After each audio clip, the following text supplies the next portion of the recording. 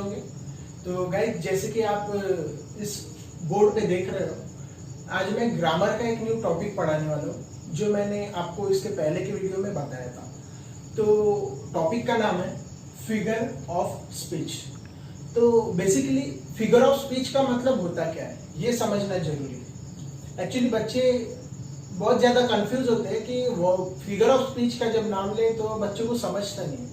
तो मैं आपको बहुत इजी वे से समझाने की पूरी कोशिश करूंगा, तो आप एंड तक बने रहें। तो देखिए कि सबसे पहले फिगर ऑफ स्पीच मतलब को मराठी में अलंकार बोला जाता है, और इसका मतलब कोई गहना जो बोलते हैं हम, वो होता है। तो गहना मतलब, अब एक एग्जांपल मैं देता हूँ कि फिगर ऑफ स्पीच हम क्यों यूज करते हैं और कहाँ यूज करते हैं, ये समझना जरूरी है। इट मीन्स इसका एप्लीकेशन कहाँ पे है।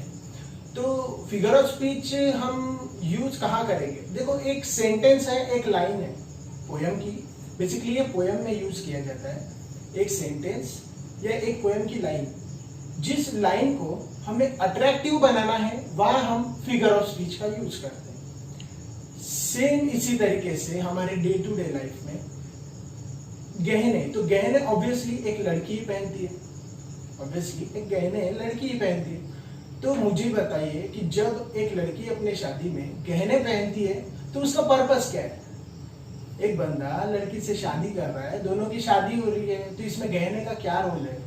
तो ऑब्वियसली गहने का यही रोल है कि उससे उस लड़की, इट मीन्स कि उससे वो लड़की और ज्यादा अट्रैक्टिव दिखे। सिंपल सी बात है। तो सेम इसी तरीके से हम इंग्लिश के अंदर जो फिगर ऑफ स्पीच यूज करेंगे, ये इसीलिए यूज करेंगे ताकि हमारे जो बोलने का तरीका है वो और ज्यादा अट्रैक्टिव दिखे। तो ये तो चीज मैंने आपको समझा दिया कि फिगर ऑफ स्पीच हम क्यों यूज कर रहे हैं। ऐसे इसके बहुत सारे टाइप्स हैं, लेकिन उसमें से मैं डेली बेसिस पे आपको कुछ ना कुछ, मतलब 2-2, 3-3 वीडियोस के थ्रू समझाते जाऊंगा, और मुझे उम्मीद है कि आप सभी इसको पूरी तरह से देखोगे। तो देखो गाइस, मैंने बोर्ड पे पहले लिखा हुआ है। फर्स्ट इसका टाइप है सिमिली। तो फर्स्ट टाइप है सिमिली। तो सिमिली का मतलब क्या होता है, ये आपको समझना जरूरी है। तो सिमिली का मतलब होता है कि सिमिली के केस में, या ये तुम बोल सकते हो कि फिगर ऑफ स्पीच में का एक topic simile, figure of speech में का एक टॉपिक सिमिली ये है। ये हम पहचानेंगे कैसे? तो समझ लो, एक पोयम के अंदर आपको ये देखना है कि दो अलग अलग चीजों की कंपैरिजन कहाँ की हुई है। क्या बोल रहा हूं कि दो अलग अलग चीजों की कंपैरिजन कहाँ की गई है।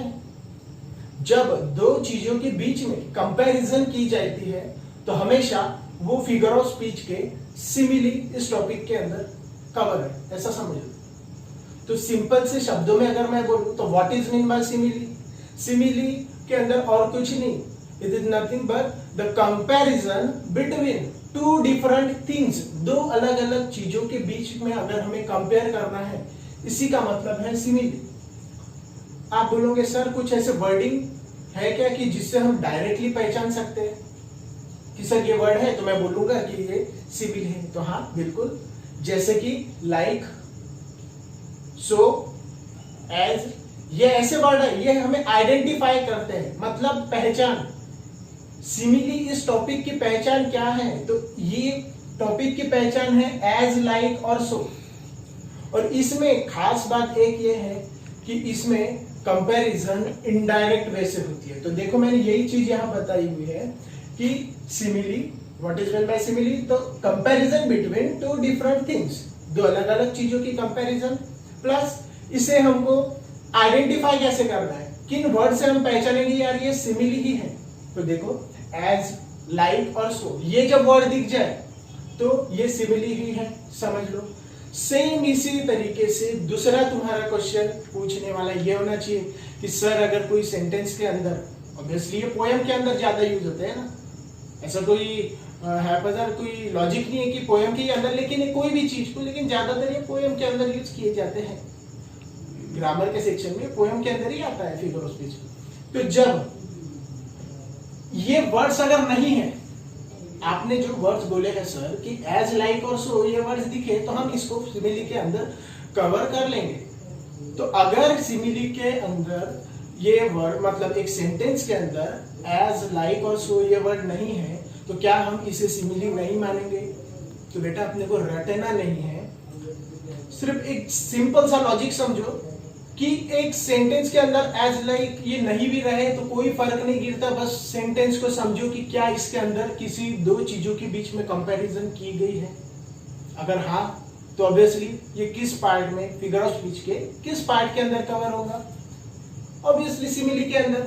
तो मैंने ओवरव्यू, सिमिली इस टॉपिक का ओवरव्यू क्या है, अगर मैं एक शॉर्ट में बोलूं तो simile is nothing but the comparison between two different thing. दो अलग अलग चीजों के बीच में हमको जब कंपैरिजन करना है तब हम सिमिली इस फिगर ऑफ स्पीच का यूज करते हैं। बराबर। मैंने कुछ एग्जांपल्स दिए हुए, ठीक।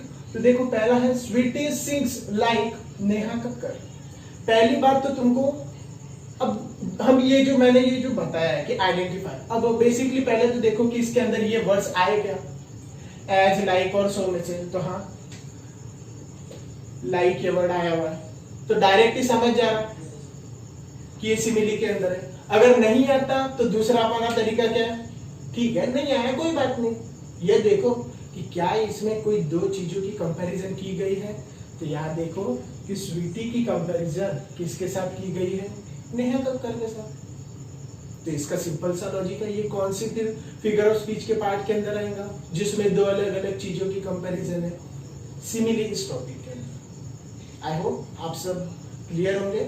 तो सेम इसी तरीके से दूसरा एक एग्जांपल है, Rahul is as smart as Virat. Rahul वैसे ही स्मार्ट है जैसे विराट है। हो सकता है ये नाम क्रिकेट फील्ड के राहुल द्रविड़ और विराट कोहली से भी हो, इससे कुछ मैटर करता नहीं, एक्चुअली हमारा मोटिव होना चाहिए एग्जांपल समझना। तो देखो सेम वही लॉजिक जो हम पहले पढ़े वही लॉजिक हम यही भी पढ़ेंगे। पहले में क्या दिया है कि एज लाइक सो, ये कोई वर्ड यहाँ पे है क्या, तो हाँ एज दिख रहा, या तुमको डायरेक्टली समझ गया है कि यार जब दो चीजों में कंपैरिजन है, ये अगर दिया है तो ये किस टॉपिक के अंदर आएगा, सिमिली के अंदर। अगर नहीं तो आइडेंटिफाई करना है कि कुछ कुछ वर्ड्स दिए हुए हैं वो वाले इसमें दिए क्या, तो हाँ बेसिकली ये दिए हुए है, एज वर्ड दिया है जो कि आइडेंटिफिकेशन काय का है, तो सिमिली इस टॉपिक का। तो अगर मैं सिंपल से शब्दों में बोलूं, अगर पूरा मैं क्रक्स निकालूं मेरी बातों का, सिमिली मतलब एक फिगर ऑफ स्पीच का एक पार्ट जिसमें हम दो अलग अलग चीजों की कंपैरिजन करते हैं। लेकिन ये कंपैरिजन किस वे से होगी, इनडायरेक्ट वे से। इसकी कंपैरिजन उसके साथ, it means indirect way.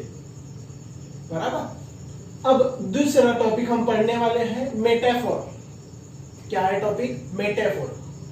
Metaphor का मतलब है, ये इसके नीचे जो मेन इसका मतलब है, तो देखो ये है implied simile. Sir simile word इधर भी आ रहा, सिमिल वर्ड इधर भी आ रहा, आप घुमा तो नहीं रहे हमें, कुछ भी बातें कर रहे हैं, पहले अलग सिमिली बता रहे और मेटाफोर के अंदर अलग सिमिली बता रहे। तो भाई मेरे बिल्कुल मैंने यहाँ सिमिली लिखा है, लेकिन उसके पहले इम्प्लाइड नाम का भी वर्ड एग्जिस्टेंस में है। तो इम्प्लाइड मतलब ऐसी चीज, बेसिकली नॉर्मल इंग्लिश में इम्प्लाइड वर्ड कहाँ यूज किया जाता है, जब कोई चीज साइलेंट हो। इम्प्लाइड मतलब कोई चीज साइलेंट हो उस केस में, ठीक है, इम्प्लाइड का मतलब। तो अब देखो यहां पे भी कंपैरिजन दोनों चीजों में हो रही, ऊपर में और नीचे में, मतलब सिमिली के अंदर और मेटाफोर के अंदर फर्क किसमें है, एक चीज कॉमन है। सर सेम चीज क्या है, कॉमन चीज क्या है, कंपैरिजन। सर दोनों के केस में कंपैरिजन है, हाँ बिल्कुल है। तो सर फर्क क्या है वो मुझे समझ नहीं आ रहा। तो देखो यहाँ पे हमने क्या लिखा, यहाँ इनडायरेक्ट वे से कंपैरिजन थी, ये उसके जैसा है या वो उसके जैसी है, मतलब इसको उससे कंपैरिजन कर रहे थे। और सर फिर इसके अंदर क्या बोलूंगा, तो इसके अंदर भी देखो two different things, comparison direct है, लेकिन अब डायरेक्ट का मतलब सर कुछ एग्जांपल के थ्रू बताओ। तो बिल्कुल life is a dream, life जीवन क्या है, सपना। मुझे बताओ जीवन सपना है, सपने जैसा है ये बोला क्या मैंने, नहीं। जब मैं सपने जैसा है बोल दूं तो ये सेंटेंस में अगर एज लाइक ऐसे कुछ वर्ड अगर ऐड कर दूं तो तुमको कंफ्यूज नहीं होना है। ये फिर मेटाफोर के अंदर आएगा क्या? बिल्कुल नहीं, फिर वो आ जाएगा सिमिली के अंदर। लेकिन यहाँ पे क्या बोला है मैंने? लाइफ इज अ ड्रीम, जिंदगी एक सपना है। जिंदगी और सपना डायरेक्ट हम बोल रहे हैं ये चीज है, ये इसकी जैसी है, ये नहीं बोल रहे। तो ये चीज किसके अंदर आएंगी? मेटाफोर के अंदर। सर दूसरा example, my teacher is an angel, मेरे टीचर फरिश्ता है। फरिश्ते जैसे हैं ये भी नहीं बोला मैं, बराबर। तो सिंपल से शब्दों में जो हम आज दो टॉपिक पढ़े हुए हैं, कौन से? सिमिली और मेटाफोर। इसका क्रक्स क्या है? सर आपने अभी तक दो टॉपिक पढ़ा है, कौन कौन से? Simile, metaphor. सर इस दोनों में फर्क क्या है? पहली बात तो ये कि सिमिली और मेटाफोर किसके टाइप्स है? फिगर ऑफ स्पीच के, बराबर। सिमिली और मेटाफोर फिगर ऑफ स्पीच के टाइप है। सर सिमिली को पहचानना कैसा, मेटाफोर को पहचानना कैसा? तो सिमिली को पहचानने के लिए ये चीज समझो। अच्छा सर दोनों चीज में कॉमन चीज क्या है? दोनों टाइप्स में कॉमन चीज क्या है? बेटा कंपैरिजन। अब कंपैरिजन है, कंपैरिजन के बाद अब तुम देखो कि कहां पर डायरेक्ट कंपैरिजन है और कहां पर इनडायरेक्ट कंपैरिजन है। जब हम दो अलग अलग चीजों में इनडायरेक्ट कंपैरिजन करते हैं तो वो कौन सा टॉपिक के अंदर हो जाता है? सिमिली। सर और कुछ बताइए आपने सिमिली पहचानने के लिए कुछ वर्ड्स? तो हाँ बिल्कुल, तो देखिए आइडेंटिफाई वाले कौन से वर्ड बोले? उसकी पहचान, हमारी पहचान हमारे नाम से होती है, तो ऑब्वियसली सिमिली की भी कुछ पहचान है, उसकी कुछ क्वालिटी है कि यार ये इसमें कंपैरिजन है। इसके अलावा भी कुछ है क्या? तो हाँ है, वर्डिंग है। कौन सी? तो एज, लाइक और सो, सिमिलरली। इसी तरीके से सर मेटाफोर में भी तो आप बोले थे कि कंपैरिजन है, हाँ बिल्कुल, लेकिन इसमें किस तरीके की है? डायरेक्ट कंपैरिजन है, बराबर, डायरेक्ट कंपैरिजन है। इसका मतलब मेटाफोर और सिमिली एग्जैक्टली एक दूसरे के अपोजिट है। इसमें तुम डायरेक्ट कंपैरिजन कर दे और इसके अंदर तुम इनडायरेक्ट कंपैरिजन कर रहे हो। आई होप आप सब ये समझ रहे होंगे। तो गाइस देखो, आज मैंने फिगर ऑफ स्पीच के दो टॉपिक समझाए हैं, तो मैं उम्मीद करता हूँ कि आपको दोनों भी टॉपिक समझ गए होंगे। तो मैं ये वीडियो आपको डेली बेसिस पे डालता जाऊँगा यूट्यूब के थ्रू, तो आप ये वीडियो को देखिए, सब्सक्राइब कीजिए, शेयर कीजिए और सबसे मेन मतलब अपने दोस्तों को भी बताइए। क्यों? क्योंकि मेरा मोटिव यही है कि जो भी बच्चा अपना 10th का ईयर हो या 10th के आगे वाले भी, जिसको ग्रामर का ये पार्ट, ये बेसिकली 10th के ऊपर ही ज्यादा यूज होता है, 10th तक बहुत कम है, लेकिन इसका जैसे कोई कॉम्पिटिटिव वाले हैं उनको भी रहता है ऑब्वियसली फिगर ऑफ स्पीच, तो उनको यूज है। ओके, तो आई होप आपने मेरा बोला हुआ मतलब पॉइंट जो ये समझ गए होंगे। तो दो टॉपिक आज पढ़े हैं, सिमिली, मेटाफोर। नेक्स्ट टॉपिक हम कल पढ़ेंगे, इट मीन्स अगले वीडियो में। तो तब तक के लिए टाटा, बाय बाय। और हाँ, लास्ट में एक बात और, चैनल को सब्सक्राइब कीजिए और बेल आइकन को दबाना